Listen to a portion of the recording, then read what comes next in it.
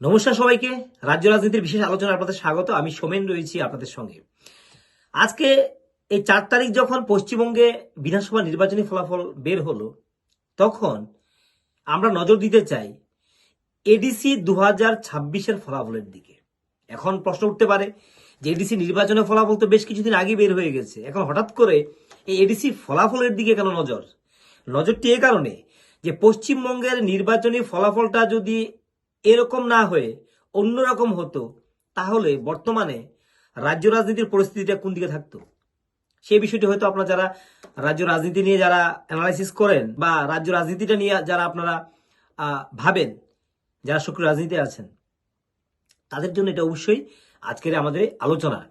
কারণ পশ্চিমবঙ্গে এই রেজাল্ট, পাহাড়ের যে 24 এবং 4-এর যে ফলাফলটা ছিল, সেখানে বিজেপি দলের ব্যর্থতাটাকে কিন্তু বড় করে দেখানো হতে শুরু হয়েছিল।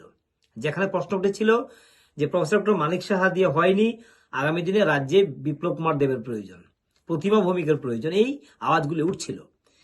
এখন এই 4 তারিখে যখন পশ্চিমবঙ্গে ফলাফলটা যখন বিপ্লব কুমার দেবের ফেভারে গেল, তিনি প্রভারী। আমরা আগেও বলেছি যে আগামী 28 নির্বাচনে বিপ্লব কুমার দেব ফিরে আসতে পারেন কিনা। আমরা গত নির্বাচন মানে এই বিধানসভা নির্বাচনী 4 তারিখের ফলাফল আগেই আমরা অ্যানালাইসিস করেছিলাম। এই 4 তারিখের এই ওয়েস্ট বেঙ্গলের নির্বাচনী ফলাফলটা 2028-এ বিপ্লব কুমার দেব ফিরতে পারেন কিনা, অর্থাৎ ত্রিপুরা রাজ্যের আগামী মুখ্যমন্ত্রীর মুখ হতে পারেন কিনা, সম্ভাবনা হতে পারে কিনা, সেই বিষয় নিয়ে আমরা কথা বলেছি।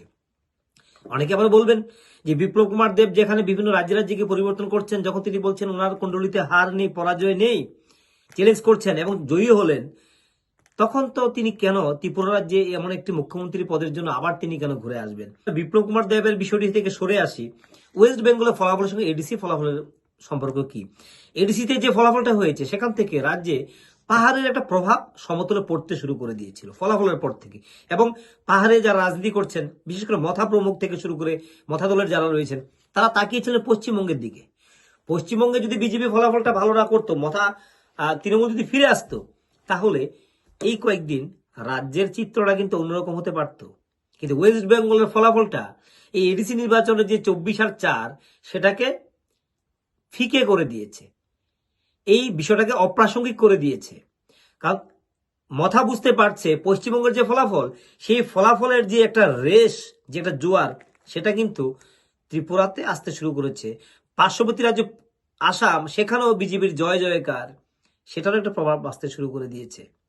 ধর্মনগরে উপনির্বাচনে জয়ী হবে, এটা স্বাভাবিক বিষয়, এমন কোনো ঘটনা এটা না।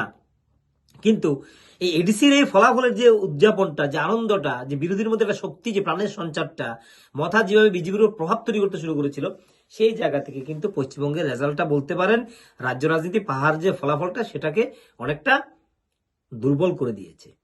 তার তীব্রতাটাকে কমিয়ে একদম সেটা প্যারামিটারটা ধপাস করে নিচে নেমে গেছে। যে এই নিয়ে এখন আর কোনো আলোচনা হচ্ছে না, পশ্চিমবঙ্গ নিয়ে কথা হচ্ছে কিভাবে সেঞ্চুরি, ডাবল সেঞ্চুরি করলো। যেখানে তৃণমূলের সুপ্রিমো মমতা বন্দ্যোপাধ্যায় বলেছিলেন যে আমরা 200 পাবো, কিন্তু এটা 200 তো হয়েছে, তৃণমূল পায়নি, এটা পেয়েছে বিজেপি। তো এই যে একটা অবস্থা, যেখানে বিপ্লব কুমার দেবের প্রাধান্য, মনে করা হচ্ছে যে মথা আগামী দিনে বিপ্লব কুমার দেবের হাত ধরে বিজেপির সঙ্গে থাকবে, এছাড়া কোনো উপায় নেই বর্তমানে। কারণ কোনো দল এখন বিজেপির হাত ছাড়তে চাইবে না। যারা চ্যালেঞ্জ করতো, যারা খুব কঠিন শব্দ প্রয়োগ করতো, সেগুলো আগামী দিনে আমরা কিন্তু অনেকটা কম দেখব, অনেকটা কম এটার সেই প্রভাবটা আমরা দেখতে পাবো, যেটা মথা প্রমুখ একদিন বলতেন। সেই জায়গাটা কিন্তু এখন শব্দটা আমরা কম শুনতে পাবো অনেকটা। কারণ তারা বুঝতে পারছেন যে সেন্ট্রালে কিন্তু বিজেপি আরো বেশি শক্তিশালী হচ্ছে। আগামী লোকসভা নির্বাচনে, কেন্দ্রের নির্বাচনে, সেখানে আগামী দিনেও বিরোধীদের তেমন কোনো সম্ভাবনা কিন্তু এখনো দেখা যাচ্ছে না। যার কারণে এখন একটাই আলোচনা যে 28 নির্বাচনের রাজ্যে মুখ্যমন্ত্রী মুখ কি হতে পারেন? বিপ্লব কুমার দেবকে আবার ফিরে আসতে পারেন? আবার কি 28 নির্বাচনে বিপ্লব কুমার দেবকে ফেস করে ত্রিপুরা রাজ্য রাজনীতি বা নির্বাচনটা করবে বিজেপি দল? এতে বিস্মিত হওয়ার কোনো কিছু থাকবে বলে আমরা মনে করছি না। তবে 10 কথার এক কথা হচ্ছে, পাহাড় নির্বাচনের যে ফলাফলটা, সেটার যে একটা গ্লোরি, যেটার একটা মানে জয় জয়কার যেটা ছিল, যেভাবে একটা সেলিব্রেশনটা ছিল, সেটা অনেকটা ফিকে হয়ে গেছে বঙ্গ রাজনীতির ফলাফলের পর। যাই হোক, আজকের জন্য আমরা এখানে রাখছি। সবাই ভালো থাকবেন, সবাই সুস্থ থাকবেন এবং আমাদের সঙ্গে থাকুন।